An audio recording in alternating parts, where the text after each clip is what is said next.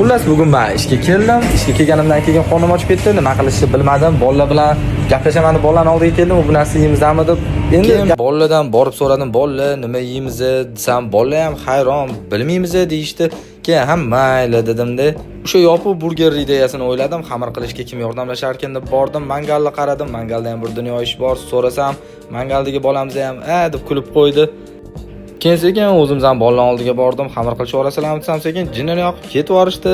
Keyin oxiri o'zimga qoldi xamir qilish. Oxiri xamir qilish o'zimga qolibdi deb boshlab yubordim xamirni. Xamir qilish uchun narsalarimni tayyorlab oldim. Un, shakar, dro'j, tuz hammasini olib kelib tayyorlab olib, xamir qilishni boshladim.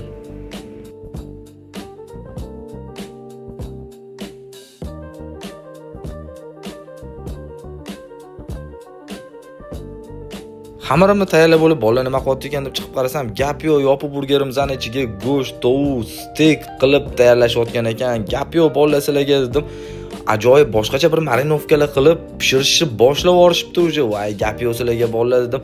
Endi qanaqa nima pishirishyapti hayronman. Go'sht bilan tovuq addenni qilib, zo'r qilib bilmayman, yondirib pishirishayotgan ekan. Pishirib bo'lganinglardan keyin xamirni ochib yuborarsizlar, unda birga boshlab yuboramiz dedim. Bo'ldi deydi, bolalar ham pishirib bo'lishganidan keyin xamirni zo'la qilishni boshladim-man. Bolalar yordamga keldi, xamirni ochib yuboramiz deydi. Birga hammamiz xamirni ochishni boshladik.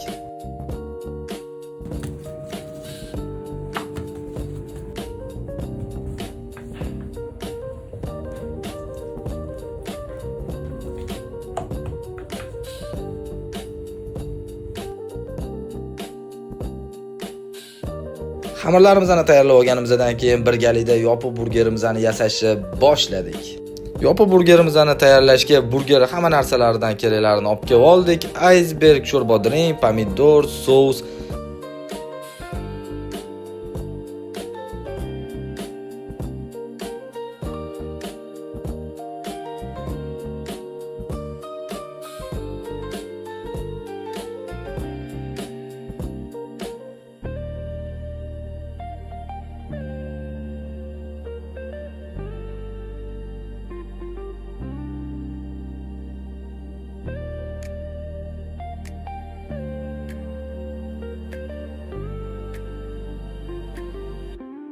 bolalar bilan hazil-huzul qilib yopiq burgerimizni ham yasab bo'lmaydi.